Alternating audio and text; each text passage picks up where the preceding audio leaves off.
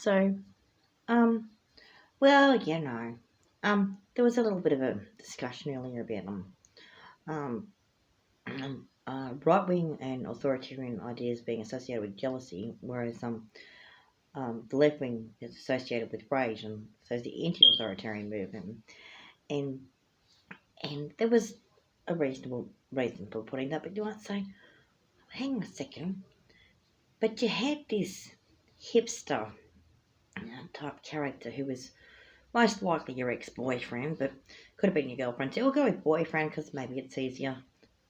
And and he was such a snag. He was a sensitive new age guy. He talked about chakras and he talked about lotus positions and he was into you know yoga and um and he just said, you just got to let go, man, and you just got to be real, take it nice and easy, and just, go with the flow. And he smoked marijuana, and he was just like it seemed just so gentle and nice and sweet. Until 6 months later, when he suddenly snapped when no one was looking and got pissed off because people weren't giving him enough Patreon dollars for his mini cult that he was starting, and slapped across the face and said that you were downing his style because you were complaining too much about world politics when you should just drop out of it and do mantras, and basically, revealed that he was a narcissistic dog turd who was just using prayers like mantras or something to cover up for his toxic rage. And the moment you walked away with one of his friends from the yoga class and didn't even do anything with them, he assumed you were cheating and bashed you up. And so, because he had a cult following of people who claimed to be wizards or something, you went to a women's refuge and that was it, right? Now, we're not describing a true story, but it's just an example of does he sound like a fascist at that point? Does he sound like a authoritarian character? Does he sound like he's like he sounds sort of maybe a bit anti-authoritarian, maybe a bit sort of lefty type of thing, But then all this DV type cult behaviour comes out. And the reason for that is, dear, is because cults are always authoritarian. Always. Whether they're left-wing or right-wing, they're always authoritarian. And there's a lot of aspects to what you might call the New Age movement that is definitely right-wing. But it's closet right-wing.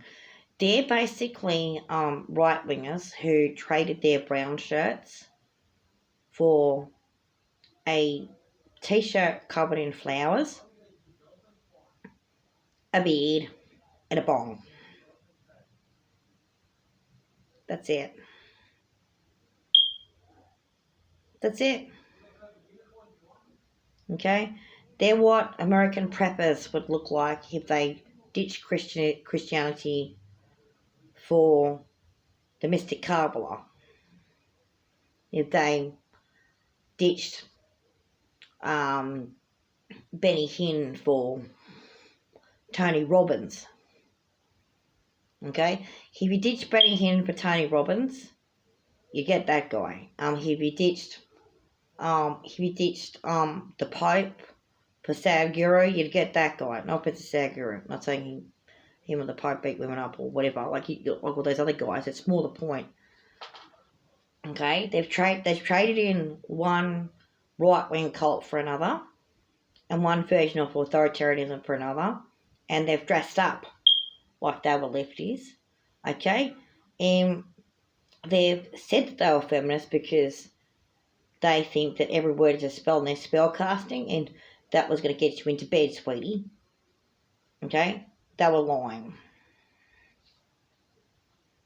Okay? So if they were lying, okay, and they were engaging in narcissistic rage, okay, then behind that was jealousy. And what were they jealous of? The fact that you were free to express your own feelings and have your own opinions and weren't caught constantly trying to navigate the minefield that their cult creates for people. You dared to be different. You were outside of the box. You had your own opinions. And that symptom of true freedom is one of the things guys like that hate more than anything else. They don't want you to be free, sweetie, because they're fascists.